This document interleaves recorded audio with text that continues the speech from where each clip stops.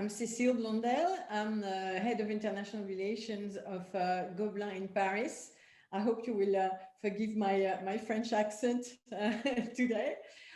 So today we are going to discuss with several women professionals in animation about women in the animation industry.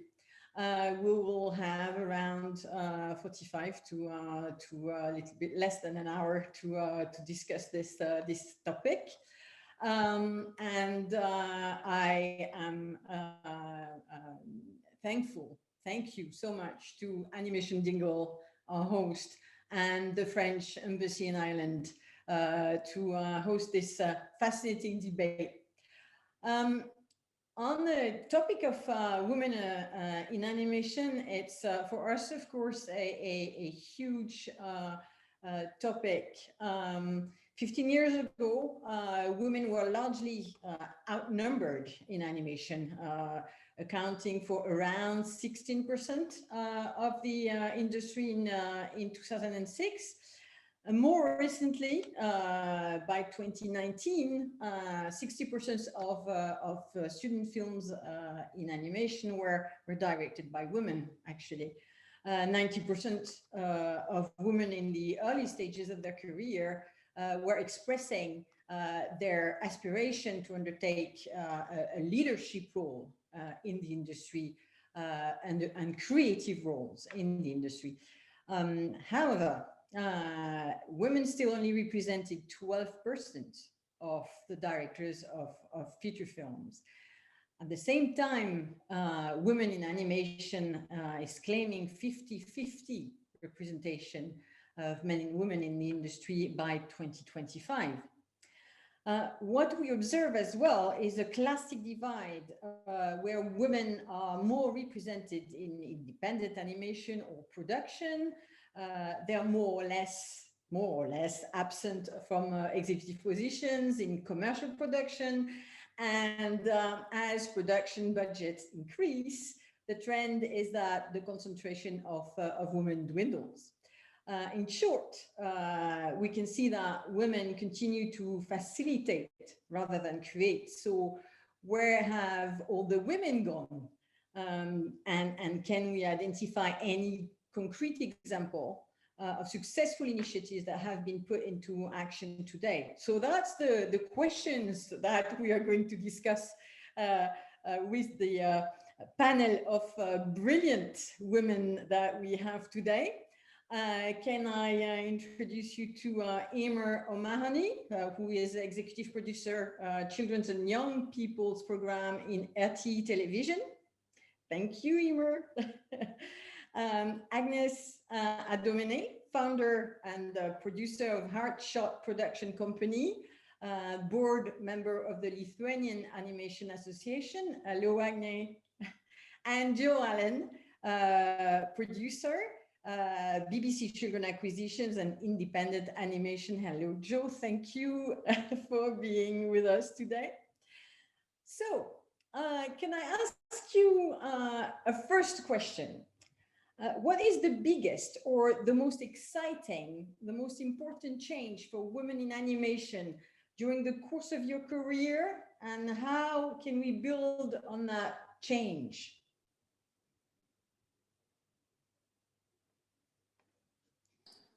I don't know who wants to take that, but sure, look, I'll start.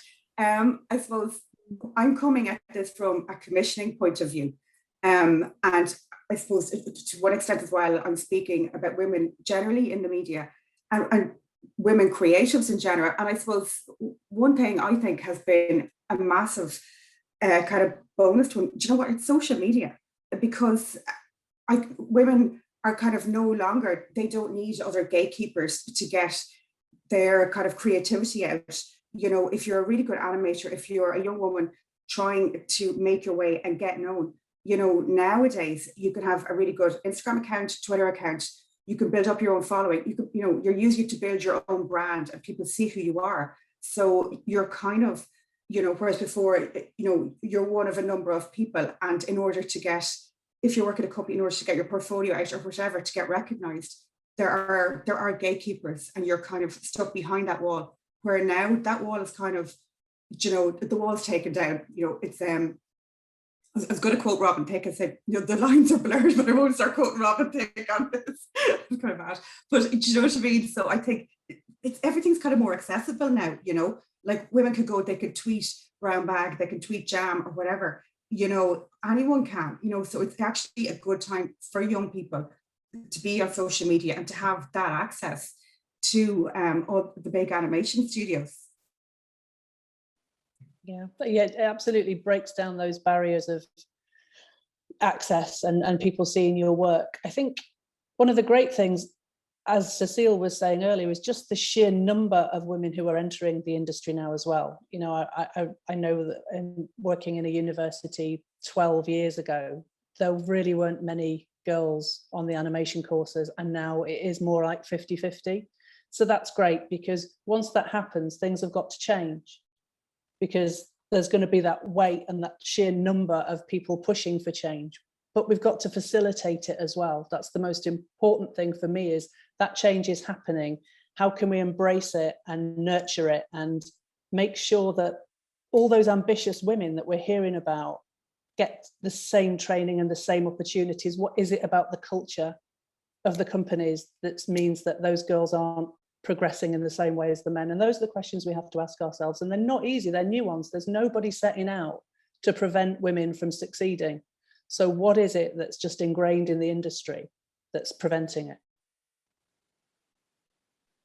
Yes, and I could only add to what already was said, that, you know, this topic basically is about fighting stereotypes, and more women we see in all leading positions. It's not necessarily has to be animation, but it's everything. It's government, you know, schools, business in general. The more we have those role models, it encourages more women to go and to seek, you know, high leading positions and to fight for their position in this business, in this sector as well. So as I'm a representative of Lithuania, it's a small country up in north of Europe. So our animation industry is very, very young, and actually we don't really fight a lot this problem, because we already have from the very beginning a lot of active women in animation, in association, animation directors, and et cetera, et cetera. But we have much more visible problem in other film sectors, like feature film, documentary film.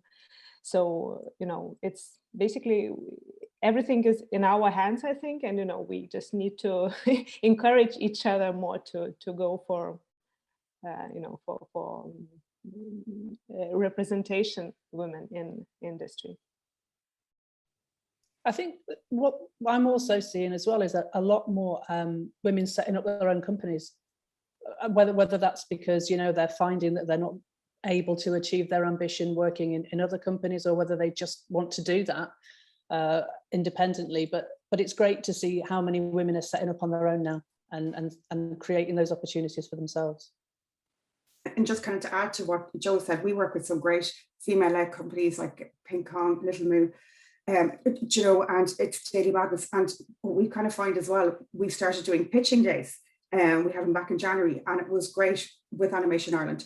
That it was great for us to have so many different companies coming in, and, you know, because I suppose a lot of times a lot of the same companies can pitch for submissions, you know, for call-outs. So it was great for us to meet newer companies that we may not necessarily have met before, and kind of that's one way. And even if we're not going to work on their project this time, we know them down the road, and it's a lot easier to pick up the phone or just send a concept through to somebody if you've met them, if you've had like a 15-minute kind of a Zoom chat with them, you know. So I think it's about visibility. Do you know what I mean? It's like, you know, the whole thing. If you can't see, you can't be. It's good for younger women to see successful women in animation, you know, to see, as I said, on social media, on TV, when, you know. But I think a lot of it, the mystery around animation, is kind of, it's been revealed. Do you know what I mean? We know who's behind it now, and it's great for young women to see that, like, actually, I can be a successful director, I can be a successful creative, you know, which is really important.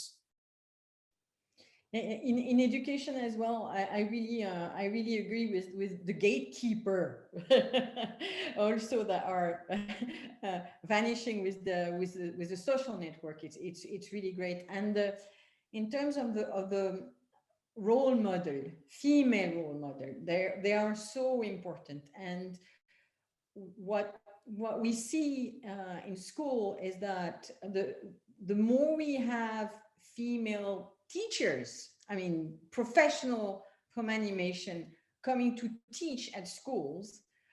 In Gobelins, we have, one permanent teacher, and 120 are professionals coming from the industry. So they're not teachers, but they have an industry experience. So the more women we have teaching our students, the better it is. We also have godfathers and godmothers for our master program, and this year we have Marjane Satrapi, who is the godmother, mother of the students' film. And it's amazing what she brings. She brings so much energy and positivity, and girls they stop, having this sort of reaction of preventing yourself, not authorizing yourself of going further. School is fine, school is safe, but what's going to happen to me in the big world? And that's very important. And actually, it's a very good point, because I noticed also such tendency in production that, more female producers, we have more female directors, we have, it's, and I think maybe it's natural, I don't know, it's the same with men as well. And I think, basically, for me personally, all the production starts with the personal relation with the director. You have to understand the person, you have to understand his intention, and somehow you just understand women better. As me as female producer, I just better understand female directors. I don't know. I think that's my personal opinion, and maybe it's the same with also men. That men, maybe they feel more comfortable, men producers feel more comfortable with men directors. In terms of, you're talking about the relationship with the director, but in terms of recruitment practice, in your own experience, what are the main issues or changes or improvement in recruiting your teams, more women in your teams?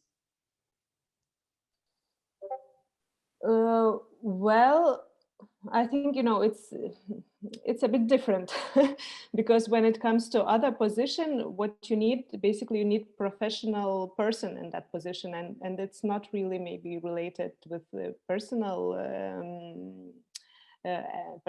relationship with those positions, for instance, animators, or I don't know, DOP or whatever position you need. But like this main creative team, like producer and director, this team usually has very strong personal relationship and personal relationship, I think the best word. I think more and more, so obviously I'm at the BBC, and I've been thinking more and more about diversity, and women obviously are part of that. We've been working towards on a 50-50 scheme for several years now, so that within the BBC we've got gender equality across all levels, and that's extending outwards now to the companies that we're going to work with. So we've got a commitment to 50-20-12, which is 50% gender equality, 20% ethnic diversity, 12% disability hire. And we're making sure that we're working with production companies now, indies, to try and get that across our teams working on our animated productions, well, on all of our productions. And I've been overwhelmed actually by how enthusiastic the indies are when we talk about this. It's almost like we've all kind of wanted to do it, but we've built some momentum now into really giving this a really good go to make it happen, because I think we're all aware of the advantages that having different voices on screen and in productions are going to bring for everybody. So I do feel like there's in recruitment that there's some huge changes coming, and much more opportunities for women and other. I don't like referring to women as diversity because we're half the population, but you know what I mean. If we're going to use that blanket term, it's diversity across the board. But I think there are opportunities out there for all kinds of diversity, including women coming up. It's funny because I think with COVID now has kind of inadvertently thrown this opportunity open, whereby again, it's not just about women, it's about diversity in general. It's about people living in disadvantaged areas, whatever, who kind of might have considered a career in animation or whatever, but kind of, do you know what, I can't afford the rents in Dublin, I can't, or whatever. So it's the concept of remote working is something that I think is going to be a big help to people, because like, whereas before, from a financial point of view, it just might not have been, even to come in and work at a company at a very basic level, you're kind of going, I actually can't afford to move here, And I suppose from a female point of view, you have the opportunity to have that, more of, you are working from home, obviously I'm working from home, that work-life balance, But again, it's like, is it a hindrance? Because to talk about, you have your career, but you also have this other invisible job that's around. So, you're doing your day job, but you're also like cooking the dinner and all the rest. So is it a plus? Is it a minus? So especially if you're a creative, do you know what I mean? Like it doesn't really help. So remote working has its pluses and its minuses, but it is something that I suppose companies will have to look at. But from a financial point of view, I think from a diversity point of view, it's going to get a lot more younger people in the door that may not have considered it as an option before, which is, obviously a big positive. Yeah, I think from a socioeconomic point of view, definitely. And, just touching on that, the BBC, we've started really thinking about how we recruit people and how that recruitment process is. And we used to have these really scary interviews, and we've kind of done away with those now to make the application process and the interview process easier. But just to pick up on what you were saying, it's something that I thought about a lot when we were thinking about this panel, because I was thinking about, one of the things Cécile was saying about the number of women who come out of unis and start working in the industry and how that drops off as the productions get bigger and the budgets get bigger. And thinking, you talk about it with women in all industries, don't you, about that drop off, and it's always related to having children or childcare or home commitments. And I really, it's a reality, but I really resist it, because I think the biggest thing for me is when we realize that it's not women who have children, it's people who have children, and that caring isn't the domain of women, and that, that work-life balance should cut across both genders. So I was kind of really glad you mentioned that, because I've been thinking about it, but not because it is a reality for many women, but that it should, in some ways it shouldn't be, I think. Yeah, it's a big point that that we have here. We still have a lot of our graduates from years. Now they grow, they go in the world, they marry, they have kids, or etc. But I remember having had this conversation, for years with the female graduates, the professional. In the industry, and they were saying it was nightmare to plan a baby first, in between two, and then how are they going to do it? So it was really difficult. Even planning to start a family was difficult. So this is a big issue, and many of our graduates left animation because of it. When we look at it, it was like this. Each time I was saying, oh, you're not working in animation anymore. Why?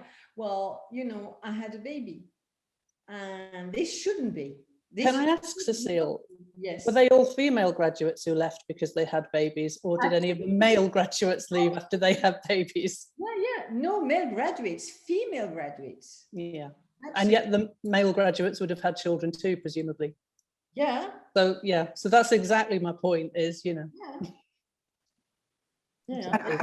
I suppose it would be interesting as well. I know we're talking about working from home and the work-life balance as well, but it would be interesting to kind of know the stats about people who are going back into the office, is it men? Because people are talking now a lot about how staying at home and not being the person in the office with, you know, FaceTime with the boss, so the boss is seeing Johnny every day and kind of going, so when the next time a gig comes up, just because it's like osmosis, you know, you're being seen the whole time, whereas you're actually probably working nearly like 18 hours a day, but because you're at home and like you're on your laptop, do you know what I mean? So it's kind of important that women kind of go, yes, it's great to be at home, you know what I mean, but you're kind of also conscious of, you need to get into the office and maybe do a few drive-bys of the boss's office as well to make sure they know you're still there, even if you just go in for 10 minutes a day and knock. But you know, they all have their pros and cons. Do you know what I mean? It's finding what works for you is the most important thing, and like, and getting the most out of your career, whatever that is. Do you know what I mean? And just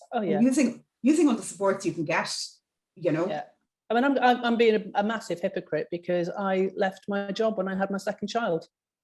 So, you know, I did it because that's what worked for me at the time. So it's not about what people should or shouldn't do. It's about optimizing the choice to enable people to go as far as they want to go, isn't it? I went to teaching when I decided to start a family. Yeah.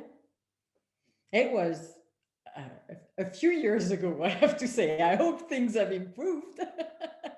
But I did exactly the same thing. And I when these female graduates were talking to me, I was understanding exactly what they were talking about. And, you know, it was animation, teaching, or whatever other industry, the problem is still the same. I just want to mention one interesting and good example. I'm finishing. We are now in post-production with one film that where the director had 2 kids basically in the in the term of the production of the film. And at the beginning, I was very scared, really, because, you know, it's a huge responsibility, and also, you know, I am a mother myself, and I know what it is, you know, to have first baby and to have, I mean, I don't know what it is to have baby and production, because I wasn't producing at the time that I had my first child, but I was very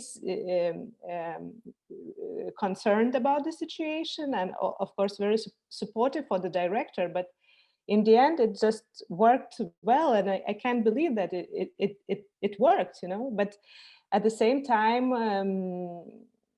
my message is that it is possible to do it, you know. But the person who is mother or father at that point, he just needs extra support, and he needs she or he needs understanding what it is, you know, just to create environment, you know, helping parents work. You know, I have to say, a big advantage of working from home at the moment and having 2 kids when you're working in animation is I have a captive audience research. So whenever I'm looking at stuff, I kind of, is this good or not? I kind of grab the 2 of them in and go, here, what do you think it is? And buy them a fortnight things then later on as a reward. So I've got free labor, so it's handy, you know. So do you think there's a role for women in animation to help generate a positive representation of women, a specific role? I think, you know, it's like what we were saying earlier, if you can't see, you can't be, you know. So I think it is a responsibility of women in animation to make sure that you know, it's not just that young children can see what they want, what they can be on TV. Do you know what I mean? It's very important that we put out positive role models. Like we had a scheme last year, Her Story, which was about kind of forgotten Irish women or women who may not have had as much exposure as they should have. Like this one, Mahony who did the first translation of into English of Peg, who's now very cool again. You know, so it's great for children to see things like that. And even in our other animations we've going, you know, Maya Go, a great, strong, good little girl, you know, who's just really positive. You know, we've got What Is Next Door coming up, which is another animation with great, strong females in it. And I think if you look at it, if we're not doing it, who's going to do it? Do you know what I mean? Yeah, absolutely. I feel so strongly about this one too, and I think probably because, you know, we're both working in sort of areas in commissioning, but you see so many great, and this has been a huge change, even in the sort of 5 years I've been looking at so many pictures, is huge numbers of series with really strong female leads now, which is fantastic. And for me, what we really need to reinforce that is to have a lot of female creatives working on those shows, because Eimear's exactly right when you said you've got to see it to be it. But I would also say, I think it helps to show it if you know it. So I think if you've got those experiences behind you as a writer, as a director, as a producer, everything's going to look so much more authentic and therefore be so much more relatable for the kids on screen. And I just think we need to tell those stories, but we need women on the teams in senior creative roles to help tell those stories authentically. I feel quite, you know, it's a no-brainer, isn't it?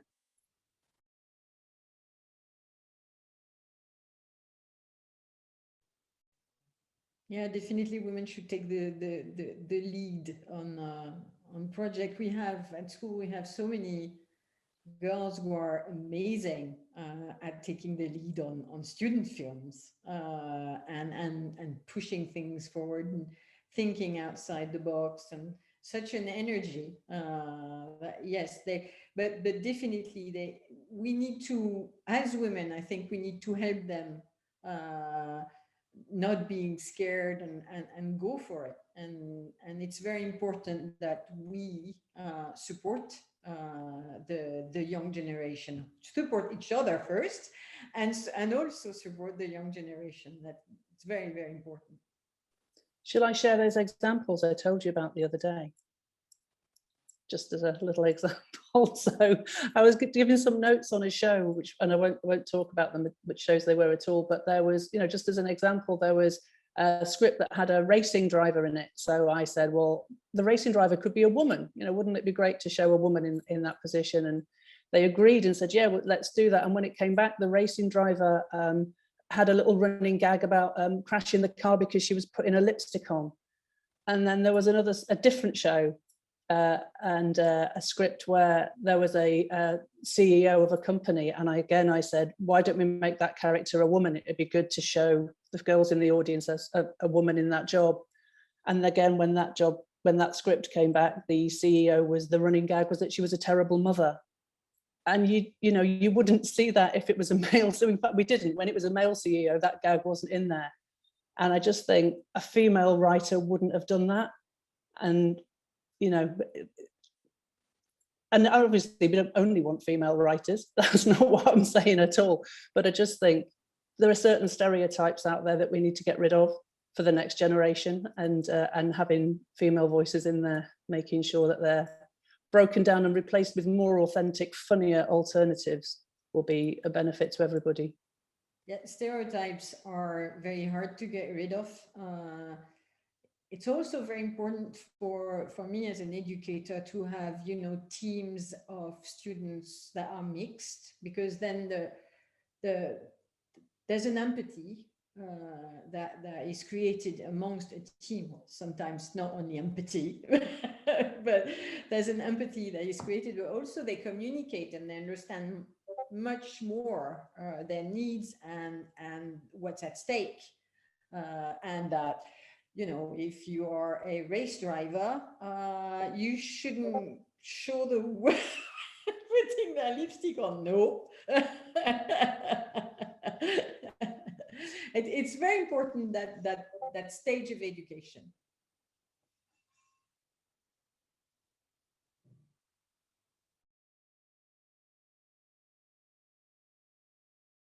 I see there's a lot of reactions on the chat. So that's really interesting, and wow, I can't read all, but there's a lot of exchange there. That's wonderful. Any questions from the chat for us?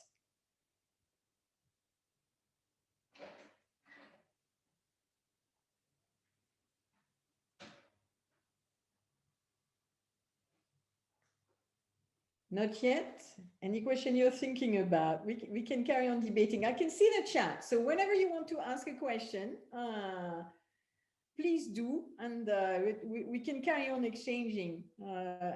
I'm sure we have a lot of things to exchange. I see women that are really saying that the question of starting a family and having a family and a career as an animator really scare them. I thought it was a bit better. Now it's scaring me. But do you know what the thing is as well, though, I suppose, because a lot of women were waiting later in life to have families, so we're kind of having, making sure that we've got the groundings of a good career first before you start to have children. So then kind of when you do have children, you're kind of going, okay, well, this is my priority now.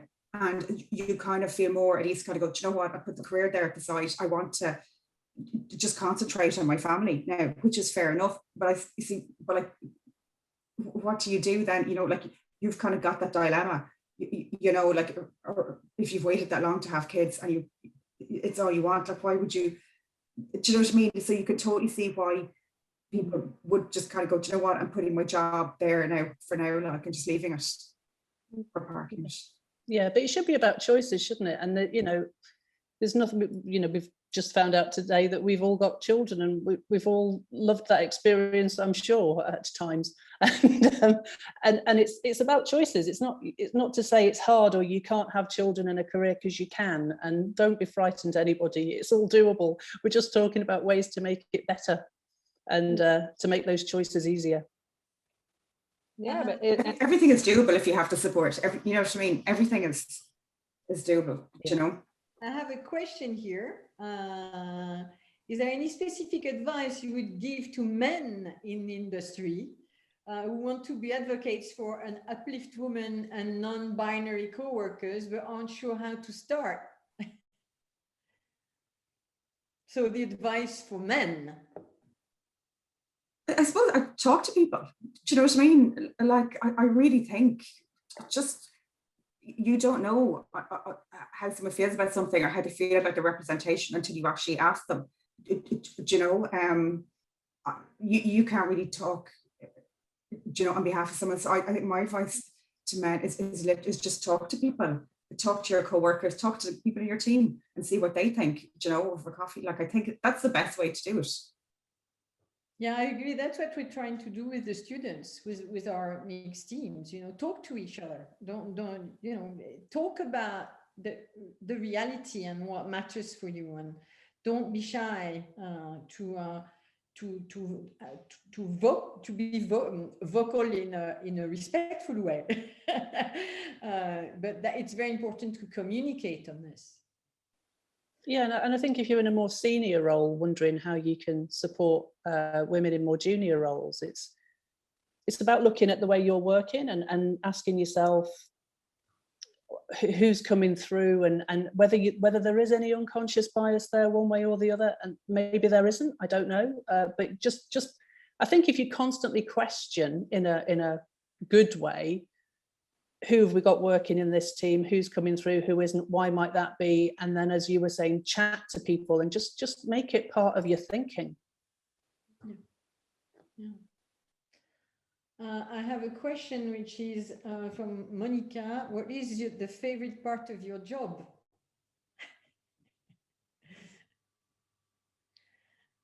Who starts? I think when you get a new idea or a concept or a new project comes in and you look at it and you go, oh my God, this is brilliant. Or actually, do you know what I love? Is when you've been working at something from the very beginning and you've seen, the concept, you've seen the scripts, you've seen the animatics.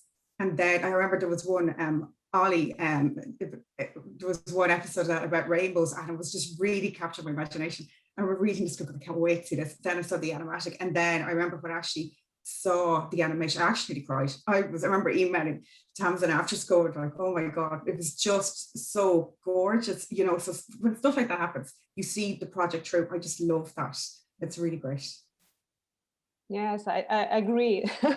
That's exactly what I also wanted to say, that for me it's also like development stage, the very beginning, when you start to see, you know, what it's all about. And yeah, and also me personally, I also like post-production, when from you all the material, everything is just putting to places, and again you see how it's you know, getting better with everything, with sound design, with music, with everything, and you're just, you know, putting this puzzle together. This is also a very nice moment. Yeah, yeah, all of the above, really. I love post-production, seeing it all come together. I love it when you get that eureka moment when you see a pitch and go, oh my God, this is going to be so good. But I really love, just for the sake of saying something different, I love being in voice records sometimes, because that's when you hear for the first time characters lift off the page that, you know, you've talked about and you might have developed, and then you really hear them. And so often performers bring something that you hadn't thought, and you think, oh no, that's so right, that's another level. So I really like the voice records as well. I'm very privileged. I've got a wonderful job. I'm a treasure hunter. So yeah, my favorite thing is, you know, treasure hunt and finding the gem, and also of course when the whole process of seeing a young artist developing, and it's amazing, you know, it's like, wow. And when they succeed, of course, when they succeed, I cry every year, but it's good cry.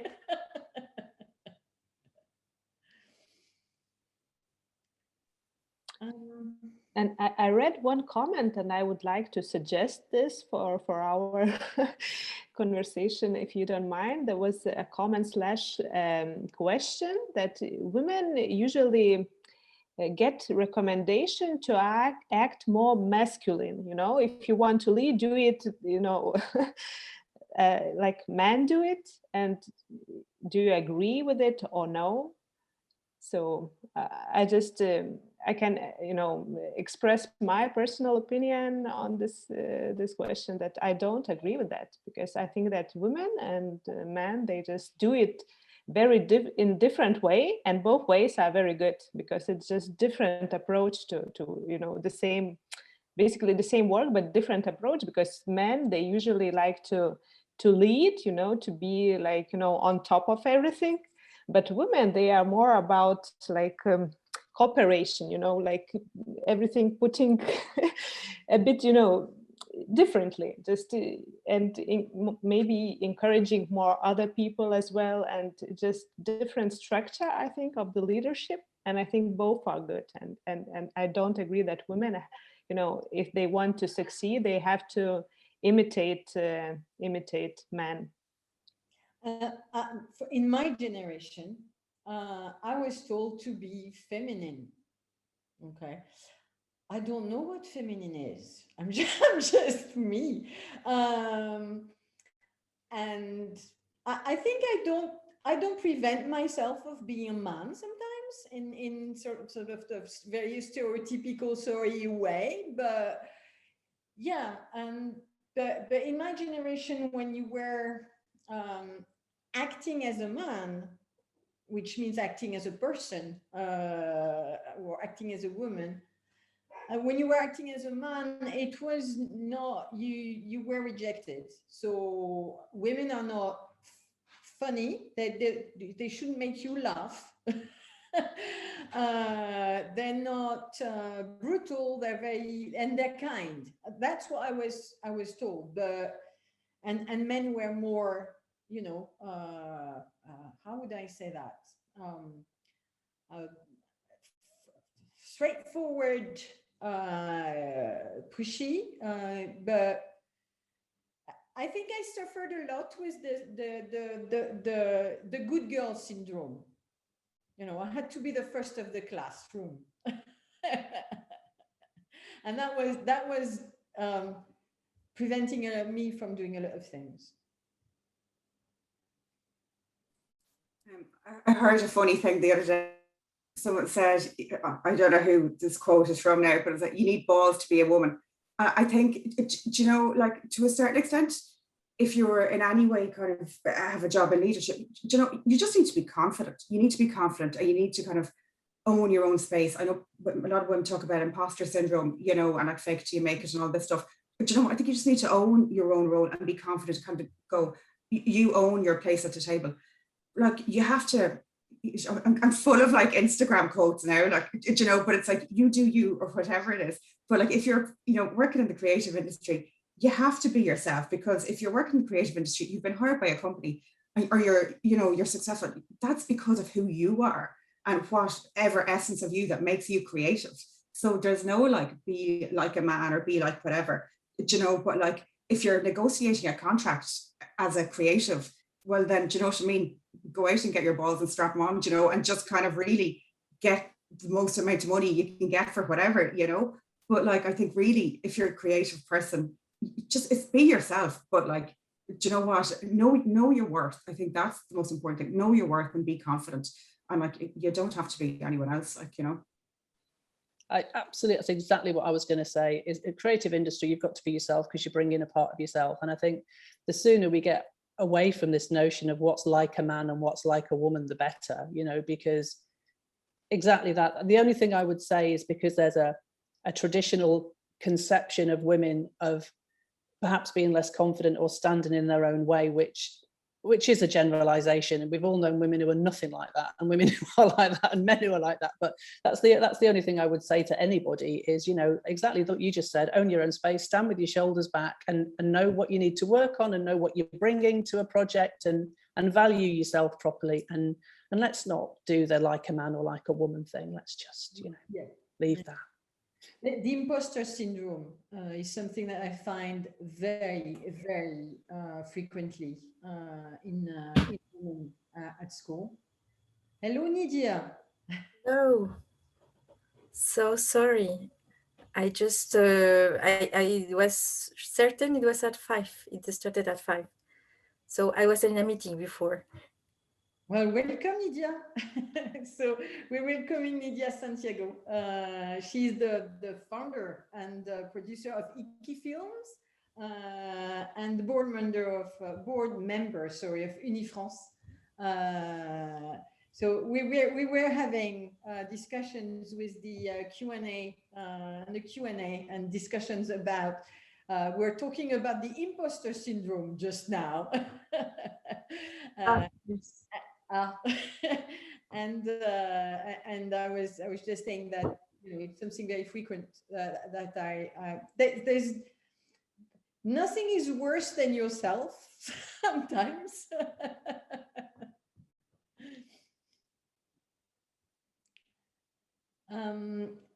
I have in the Q&A, I wish there was more discussion of the structural reasons women are pushed out of the industry. So structural reasons why women are pushed out of the industry. And there's an issue about harassment and a male-dominated workplace, but the structural reasons.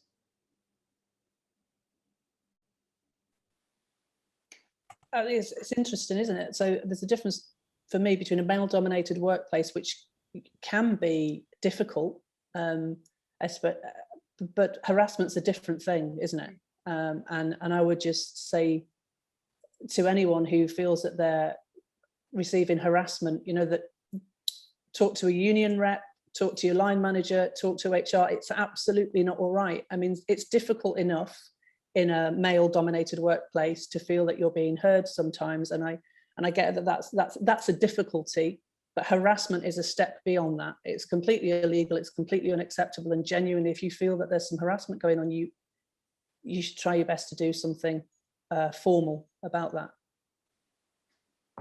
Yeah, at school we've put in place a system where there's a platform as well to put your testimony or your complaint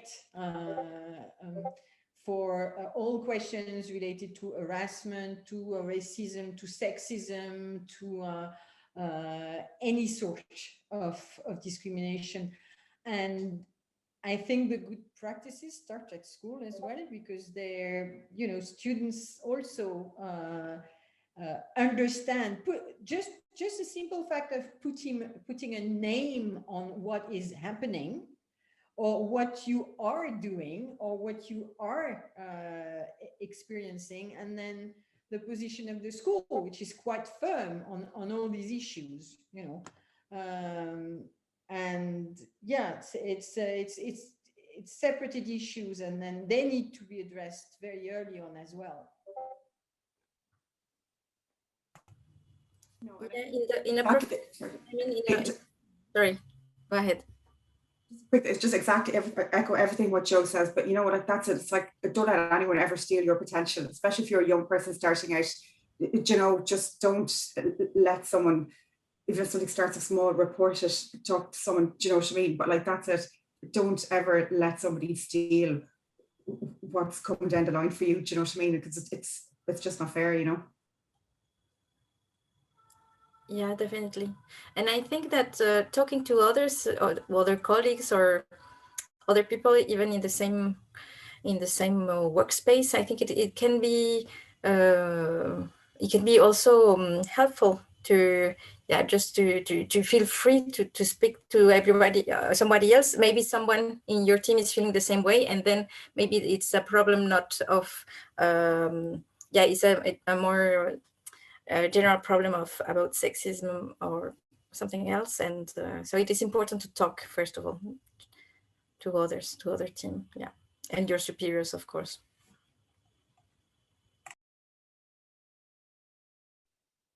So there's another question: how can we fight for better payrolls as women in the industry?